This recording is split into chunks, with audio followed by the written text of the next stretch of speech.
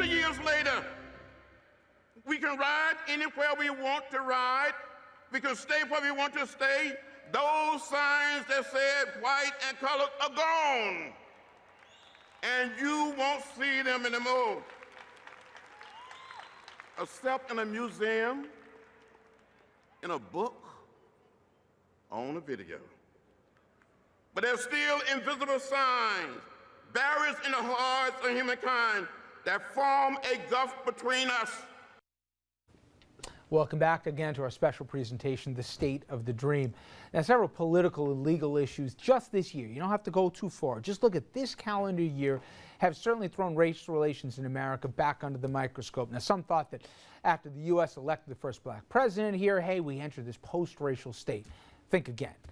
Just look at the issues that have been in the headlines, and I said very recently. Supreme Court ruling on voting rights. Basically, free state up to impose voting restrictions that overwhelmingly impact minorities. Another Supreme Court ruling, rolling back the use of affirmative action. And trust me, that case is going to go before the High Court yet again. Now, we had the aftermath of the shooting death of Trayvon Martin, where stand your ground became certainly a national debate. And finally, stop and frisk closer to home, deemed unconstitutional by a federal judge in New York. For anybody who says, oh, you know, race, that's not an issue in 2013, we all learned in criminal justice and now even the political system it is. And there was a line that was used today, Reverend, where they said that John Crow has been replaced by Jonathan Crow Esquire. And through the courts here, we're going and doing certain things to get results at ballot boxes here and to change, in the case of Dominic, maybe arcs of life here when it relates even to affirmative action. It's amazing what's happened, and the anger and the debate about it, I'm surprised isn't louder than I thought it would be. Because what we learned, the wonderful word, when you begin to look at Dr. Martin Luther King, his favorite word was dramatize. He always said, we are here in Selma to dramatize. We are here in Montgomery. We're here in Washington to dramatize. And so therefore, what's happening now is that there is no drama. We learn, and actually our president, we call him No Drama Obama. So what you try to do is to do it so subtle. So therefore, while we have focused on having the first black president in the United States of America, the right has focused on taking over houses and school boards, which is things that affect us. You know, the government doesn't affect my life more so than my mayor does. And so that's one of the concerns that has sort of changed and shifted the paradigm with the authority. When we begin to look at what took place after the slaves were freed, after we were freed, during the area of Reconstruction, then there was a retaliation that began to take place. That's when Jim Crow came in. Once slavery was abolished, a new system was put in place, which was what we call soft slavery. Well, no drama, Obama. Dominic, certainly we've heard this before, but you said many times he can't be the angry black man, and he's held to a different standard. In his administration, I mean, one of the best speeches I ever thought was on the campaign trail in Philadelphia when he talked about race. It was one of the more honest dialogues where he went there, and a lot of people thought he wasn't trying to profit off the issue, but he was trying to get it out there. And what do we always say? What do we talk about after the Trayvon Martin thing? You were with me, Richard, and Dominic, and Andrew. We said, what we need is honest national dialogue. It seems that every time he tries to have that, after Gates, remember that in Harvard, Professor Gates, and certainly after Trayvon, where he said, that could have been me, that could have been my son, right? He's accused of trying to politicize the subject here. So he's really in a box, because if he does it, then he's seen as the black guy trying to take advantage of his skin color. And if he doesn't do it, he's avoiding it, and he's too no drama Obama, where he's avoiding the subject.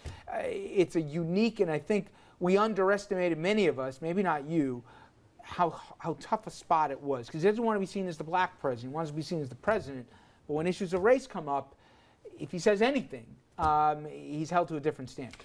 Well, guess what, Richard? And I know you know this, covering the community the way that you have. He is the black president 24 hours a day, period. There's no way around that.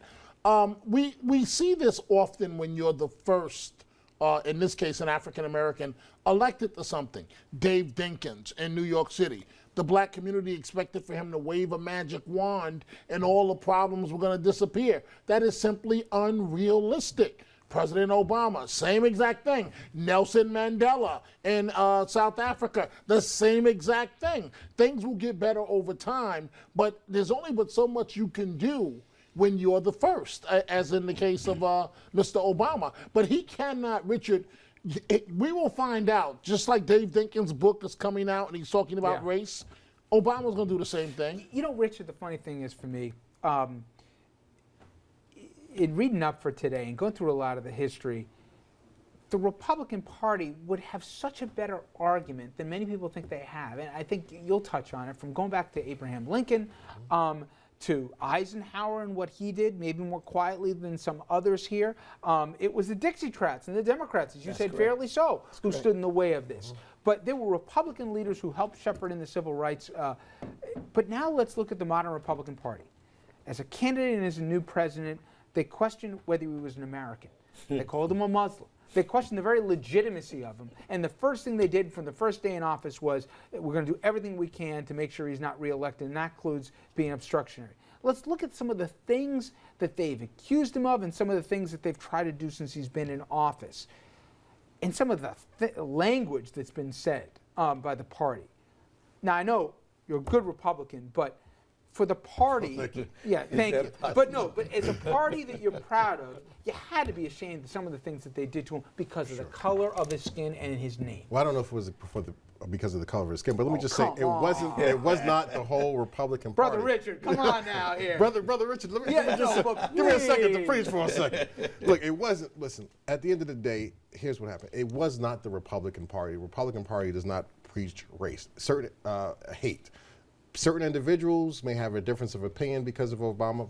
They may not like him because of the color of his skin. They may give him a hard time. I don't know. And they may just happen to be Republican, but not the whole party should not suffer because a few individuals with the label Republican. I'll let you finish, but where I disagree with, and I know Andrew feels the same way, is the party never stood up and said, they don't speak for us. That's correct. When they marginalized him and they delegitimized him You before lie! he ever took office, and they screamed, you man lie in the middle of a state of emergency. One individual, You lie! One individual screamed it. He apologized. My point is, was Richard, denounced by Republican leadership. Perception and reality, perception is always more important, and the Republican Party never, for 5 years, has made sure to say that's not who we are. Oh, They've no. let the fringe speak for the party, and as a result here, why should African Americans in large numbers vote for an alternative when history says they've been good on race in certain aspects, but you'd never know it by the modern day Republican Party? No. Listen, when Trent Lott said something that was perceived to be racist, he resigned his leadership. It was better when Lott was here than now. Listen, It was. Listen, at the end of the day.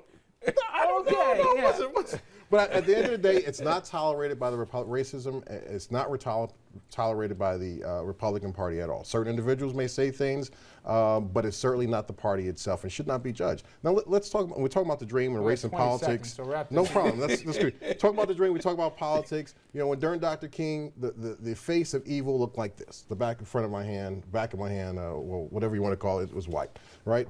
Now the face of evil looks like the back of my hand. I got that right now, which is black. Which is black on black crime. I'm more likely to get robbed by somebody who looks like Dominic, you don't have anything on you, do you? Than anybody, and then a white individual. When we talk about voting, why is African Americans give their votes away to the Democratic Party? If they balance their vote, we would have more achievements. You know, the face of evil now looks like us. Republican Party offer people of color? And more important than all the opportunity. debate, more important than all the debate is the Voting Rights Act. You got guys on record saying if we pass this, the new voting right laws, as Andrew did a long series on, they intended to suppress the black vote. So that's incontrovertible. All right, anyway, we are going to keep this conversation going on. Like how I got the last word there? Go to Facebook and Twitter and sound off. Richard, Dominic, Reverend Andrew. Guys, thank you very much. When we come back, the speech itself, and that's part of the reason we're here today. We're going to take you beyond the dream, and you'll hear much more of Dr. King's immortal words straight from the source. Stay with us.